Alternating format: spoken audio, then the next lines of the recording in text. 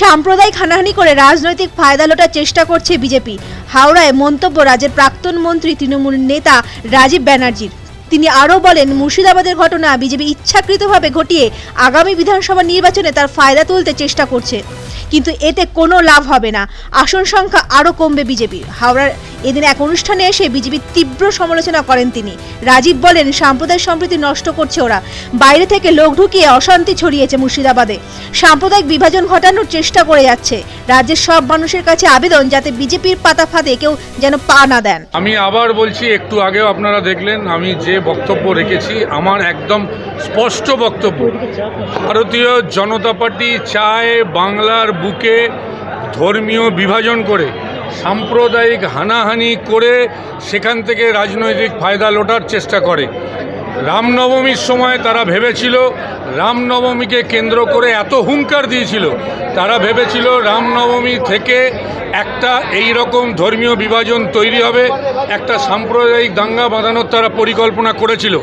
যখন দেখলো যে রামনবমী শান্তিপূর্ণভাবে হয়েছে এবং রামনবমীতে উভয় সম্প্রদায়ের মানুষই একে অপরকে আলিঙ্গন করেছে, যেটা বাংলার ঐতিহ্য, সংস্কৃতি, কৃষ্টি, তাতে ভারতীয় জনতা পার্টির টনক নড়ে গেছে। তারা সঙ্গে সঙ্গে কি করলো, নিজেদের রাজনৈতিক স্বার্থের জন্য নিজেরা মমতা বন্দ্যোপাধ্যায়ের সঙ্গে উন্নয়নের প্রতিযোগিতায় না পেরে, তারা রাজনৈতিক প্রতিযোগিতায় না পেরে ধর্মটাকে সামনে রেখে সাম্প্রদায়িক দাঙ্গা বাঁধানোর জন্য, আমি আবার বলি, এটা বিজেপির মস্তিষ্ক প্রসূত, পরিকল্পিতভাবে অন্য রাজ্য থেকে লোক এনে, এমনকি বিদেশি রাষ্ট্র থেকেও লোক ঢুকিয়ে এই মুর্শিদাবাদে পরিকল্পিতভাবে দাঙ্গা বাঁধিয়েছে। ভারতীয় জনতা পার্টি বর্তমানে পুরোপুরি একটা দাঙ্গা বাঁধানোর পরিকল্পনার একটা ইউনিট হিসাবে কাজ করছে পশ্চিমবঙ্গের বুকে। তারা চাইছে ধর্মীয় বিভাজন তৈরি করে সেখান থেকে বিজেপির আগামী নির্বাচনে রাজনৈতিক ফায়দা লোটা। শামশেরগঞ্জে হিন্দুরা এখনো পর্যন্ত ঘর ছাড়া,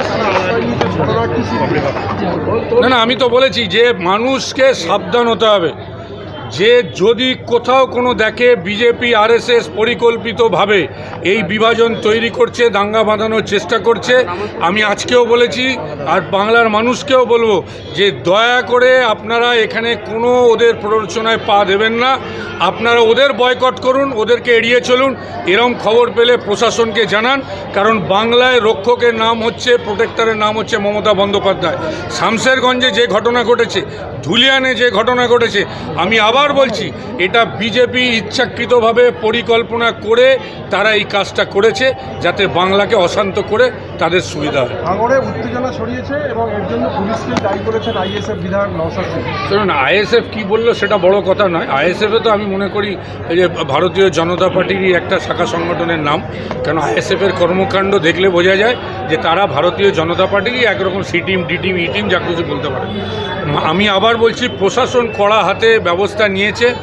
আমি আবার বলবো যে সর্বসম্প্রদায়ের মানুষকে এটাই আপিল করেছি যে দয়া করে এদের পাতা ফাঁদে পা দেবেন না। এরা চাইছে বাংলায় সাম্প্রদায়িক উস্কানি দিয়ে একটা হানাহানি, দয়া করে ওদের পাতা ফাঁদে পা দেবেন না। প্রশাসনের সহায়তা করুন, প্রশাসন নিরপেক্ষভাবে ট্যাকেল করবে। গতকালই বোধহয় ডিজি বলে দিয়েছে যে যদি কেউ এটা ইনভলভ থাকে তাকে কঠোর হস্তে দমন করা হবে। এটা মমতা বন্দ্যোপাধ্যায়ের স্ট্যান্ডিং ইনস্ট্রাকশন, এটা কঠোরভাবে দমন করা হবে, কাউকে রেয়াত করা হবে না। বাংলা শান্তির জায়গা ছিল, শান্ত জায়গা ছিল, অহিংসার জায়গা ছিল, সেটাকেই রাখতে হবে। একদমই ঠিকই বলেছেন, একদমই 2026 নির্বাচনকে সামনে রেখে বিজেপি একটা দাঙ্গাকারী দল হিসাবে আগামী দিনে দাঙ্গা বাঁধিয়ে এদের আসন সংখ্যা বাড়ানোর চেষ্টা করছে। বর্তমানে ওদের যে অবস্থা, আমি আপনাকে বলি, 77 থেকে 65-তে নেমে গেছে। যদি ঠিকমতো নির্বাচন হয়, আমার ধারণা তাদের সংখ্যা মানে 50 তো দূরে থাক, 40-এর নিচে নেমে যাবে। 30 হবে কিনা সন্দেহ আছে। সেই জায়গা থেকে তারা নিজেরা শক্তি সঞ্চয় করার জন্য, সিটের যাতে সংখ্যা বাড়ে তার জন্য পরিকল্পিতভাবে এই দাঙ্গা বাঁধাচ্ছে। হাওড়া থেকে সুমনের রিপোর্ট, পূবের কলম।